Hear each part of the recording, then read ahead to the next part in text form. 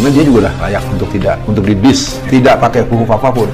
Nah, kalau huruf apa ini menjadi penegas bahwa tidak ada alasan untuk mempertahankan dia jadi wapres. PDIP gagal untuk memprediksi psikologi atau the dark side of Jokowi psychology. Jadi bagian gelap dari psikologi Pak Jokowi karena tertutup oleh euforia. Tapi selalu di belakang hari baru kita bisa sadar. Wakil presidennya, saudara, kalau bermasalah ya berhentikan, anulir, mumpung belum dilantik. Nah, kalau Gibran dianulir tidak perlu jadi wakil presiden kan boleh aja. Prabowo bisa kok jadi presiden sendirian.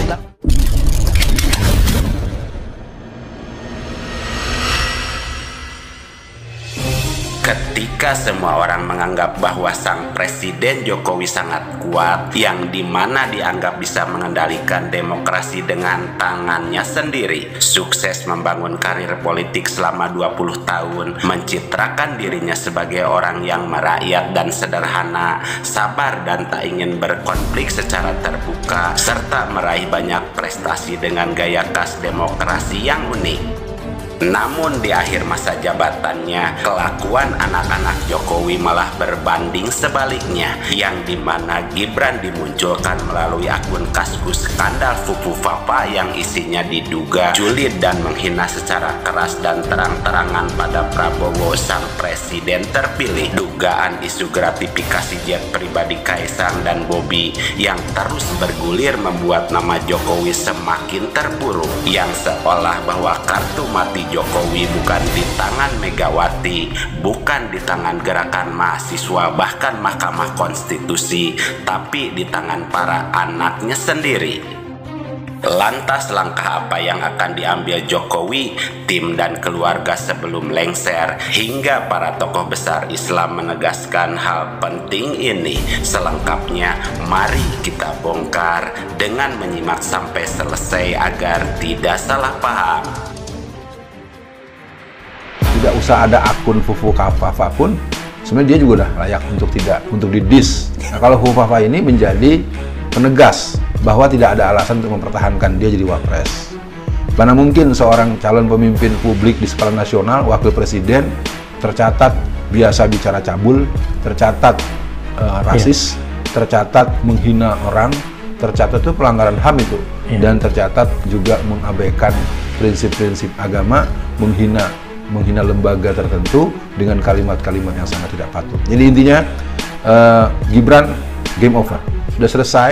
Kita mungkin bisa menduga apa yang ada di dalam benak Pak Presiden Jokowi di hari-hari terakhir beliau, yang artinya sesuatu yang harus dia pikirkan dari dasar pemikiran sendiri saat mengalami pemujaan, euforia hingga dielu-elukan, mondar-mandir dalam banyak kejadian yang diikuti kamera untuk merekayasa peristiwa, yang tiba-tiba beliau mulai menyadari bahwa semua itu segera akan berakhir.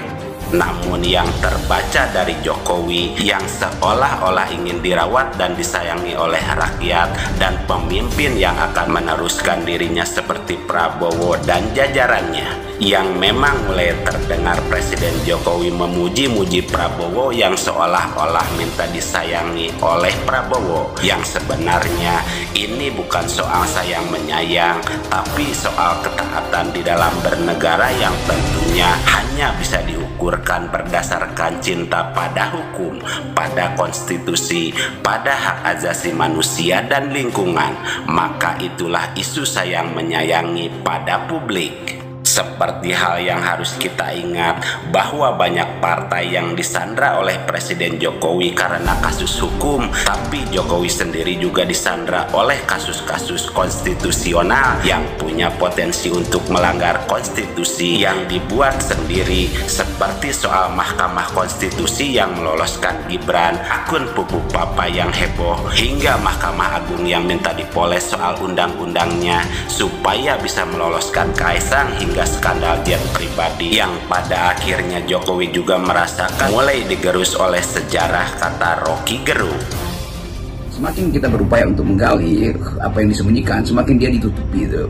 Nah, itu juga yang terjadi dengan keterangan Hasto kemarin bahwa PDIP gagal untuk memprediksi psikologi atau the dark side of Jokowi psychology. Jadi bagian gelap dari psikologi Pak Jokowi karena tertutup oleh euforia.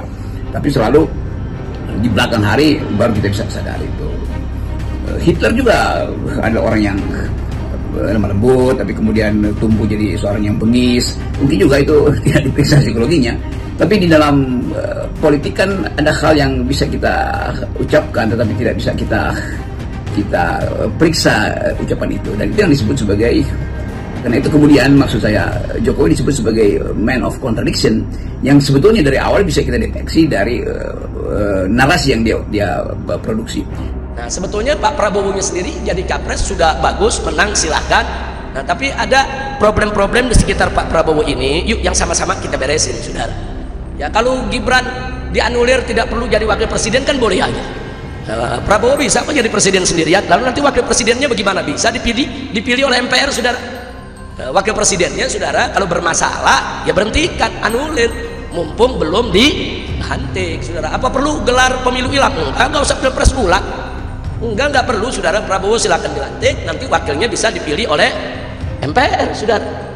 Jadi nggak usah kita ribut-ribut, karena kalau kita ribut-ribut begini nanti terjadi gejolak yang lebih meluas, terjadi kegaduhan di mana-mana, bisa terulang peristiwa 98, bahkan bisa lebih hebat lagi dari 98. Hati-hati, jangan dipandang remeh. Ini gerakan pandang remeh, nggak apa-apa, saudara, ini kan kecil, ini people power nggak seberapa, yang datang sedikit. Jangan sombong lah, jangan sombong. Ini kan yang baru turun kan mahasiswa, rakyat belum turun. Kalau rakyat yang turun, kalian digulung semua. Jangan sombong, jangan. Jadi persoalan ini hadapi dengan cerdas, dengan pintar, dengan piawai, saudara. Nah, jangan orang yang udah marah ini kan ibarat api, jangan disiram bensin, makin besar, saudara. Nah, ajak tuh mahasiswa, mari kita duduk, apa maunya. Nah, kalau memang kemauannya wajar kok, mereka nggak mau ada politik dinasti, ya diakomodir aja. Memang nggak boleh ada dinasti, itu nggak boleh, saudara, dalam sistem demokrasi kita. Nah, makanya kan sedih sekali ada ketua umum partai terpilih tahu-tahu menobatkan presiden jadi Raja Jawa. Nggak boleh, saudara. Raja Jawa yang asli itu Sunan Hamengkubuwono yang ada di Yogyakarta, itu Raja Jawa.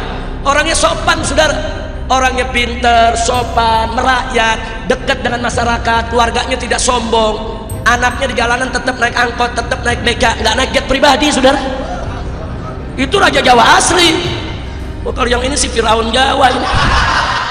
Semakin banyak berupaya untuk menggali apa yang disembunyikan, maka semakin dia berusaha untuk menutupi bagian gelap dari Jokowi karena tertutup oleh euforia. Tapi selalu di belakang hari baru kita bisa sadari bahwa cahaya alam telah memperlihatkan semuanya. Inilah sebuah realita yang pada akhirnya segala sesuatu yang di awal sangat manis, namun pada akhirnya ditutup dengan hal yang mungkin sangat pahit, karena hidup adalah campuran antara pahit dan manis. Tetapi saat pahit itulah yang membuatnya berharga untuk dijalani.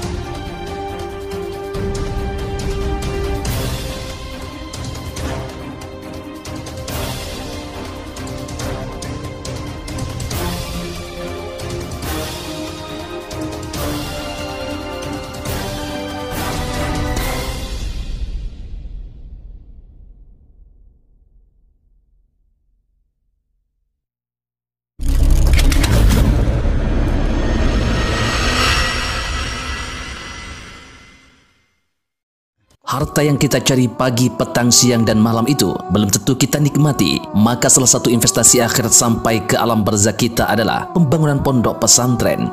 Di antaranya yang terpercaya, pembangunan pondok pesantren Gunung Panda Malang. Rekening wakafnya BRI 1174 01 00554 560 atas nama Pondok Pesantren Gunung Panda. Jangan lupa kontak konfirmasinya 0822 2847 0705. Berkah rezekinya anaknya anak soleh soleha menjadi penghafal Al-Quran dan negeri ini menjadi beldatun thayyibatun wa rabbun ghafur. Pahala terus mengalir meski umur kita telah berakhir.